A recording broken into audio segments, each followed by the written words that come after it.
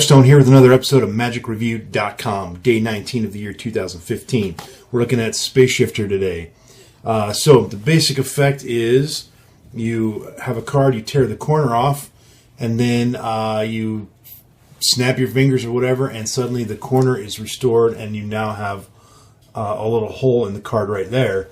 And the corner the spectator's been holding on to the whole time fits in that little space there. The card is examinable, they can keep it, whatever. So that's the basic idea. The method is basically a couple of gimmicks. One gimmick is completely reusable over and over and over again. The other gimmick is actually the card itself that you hand out at the end. And it's, I don't know if gimmick is the right word, but it is prepared. But after you've completed the trick, the preparation is gone and the card is examinable. So hopefully that makes sense. And the method is, I don't want to say angly, but yeah, it is, I guess angly is the right word. It is a little bit angle sensitive. You just have to be careful at a few points, but it's nothing that isn't doable or that's insurmountable or anything like that. So it's just going to take you putting in the time, practicing.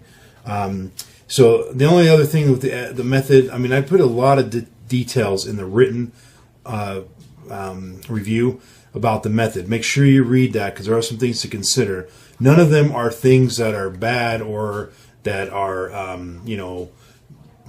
not stuff that hasn't been done before in Magic. It's not like it's some new weird method that's impossible to do or anything like that. None of it would prevent me from recommending the product. But there are things that, depending on the way you perform and where you perform, that you will definitely want to consider.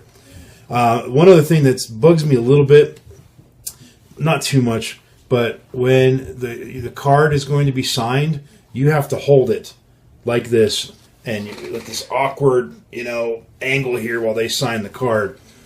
That I don't like that. That bugs me a little bit, but you may not have a problem with that. So I didn't really let that hit the rating too much. But things like that, if you're going to have a card signed, you should be able to just put it on the table and let them sign it. But there are plenty of effects where you have to do that, where you got to hold the card for them to sign it. It's just in this particular case, you're not even holding the card on the deck flush like this. You're holding it sort of extended like this, and they have to sign it down here. So it's just a little bit awkward for the spectator, but not too much. The method itself is very clever. It works really well. It relies on an optical illusion. And so there's two gimmicks that you're going to make. I think I mentioned this a second ago, but one of them is the card, as I said. The other one is a piece that's just a reusable gimmick that you use over and over and over again. So the main thing to consider with this is if you're a strolling magician, the reset on it is quick, but the prop management is a little bit potentially messy. So if you're going to give the card away each time, every single performance, you're going to need one gimmicked card or prepared card for each time you perform, which isn't that big a deal. I mean, that's not an uncommon thing. But in this case, along with the card that you've prepared, that looks, it's going to be this card that you hand out, there's also one other little thing that goes along with the card. Then you have to keep that thing with this card, and then the other thing for this card with this one, and the other thing for this card with this one. So you're going to have 10 or however many times you're going to perform it, sets of card and other little thing that I can't really say much about without exposing.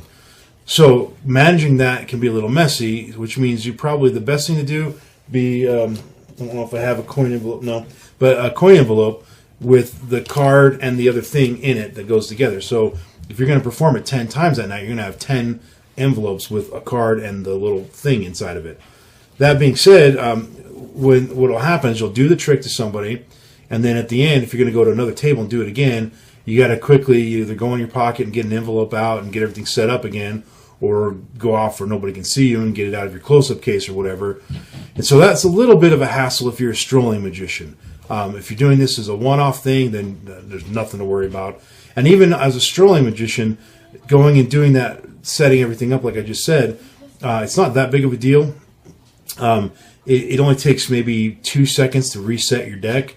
But it's just a matter of having to manage the envelopes. That's a pain. And they did not suggest the envelope thing I just said in the DVD. That's just something I thought of. They didn't really talk too much about repeat performances. They only really talked about it as sort of a one-off thing.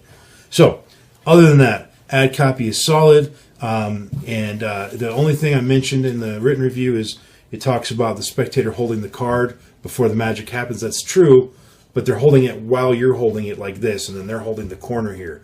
But while they're holding the corner of their signed card, literally to make the effect happen, you just move your hand away, and bam, it's done. The corner's restored. The hole's now down here. They can examine the card. So, just wanted to be clear what they're saying in the ad copy, that the spectator's holding the card. They are, but you're also holding it. Other than that, ad copy was solid. I was very impressed with the ad trailer. There were several places where they could have easily cheated, and I've seen these types of, it's hard to explain, but I've seen ad trailers where they're showing a close-up of the gimmick, but they actually don't use the gimmick. They cheat and they use something else. In this case, they actually showed you the gimmick blatantly. They don't expose it because the gimmick's well made. So I was very impressed with that, the fact that they had the integrity to show you the actual, not cheated footage. Another thing I really liked about this, normally at the end of a SansMinds DVD, you end up with, like an hour of commercials, In this case, when the DVD was over, it went to a menu that had all the commercials listed, so you could choose to watch them or not, and you could pick which ones you wanted to watch. So, just a small point. Anyway, bottom line, if you like this effect, I don't think you'll have any issues with the method. You're just going to have to put in some time because, due to some of the handlings where you have to be careful about not exposing things.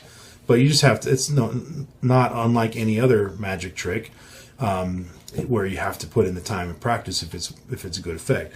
So if you like the effect, you'll like this product. 4.5 stars, stone status of gem. It's time for you to like this video, subscribe to my channel, and listen to the random iTunes song of the moment, which is I Want You to Rock Me by Vixen. Oh my gosh. You guys know Vixen? It's an all-female band. From back in, I want to say late 80s, early 90s, I think. I Want You to Rock Me. I'm a fan of theirs. I like a lot of their stuff. That's off the Vixen album, self-titled album.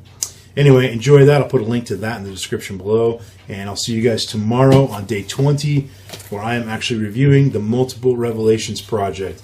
Hopefully. It's a 2 DVD set. I've already watched part of it.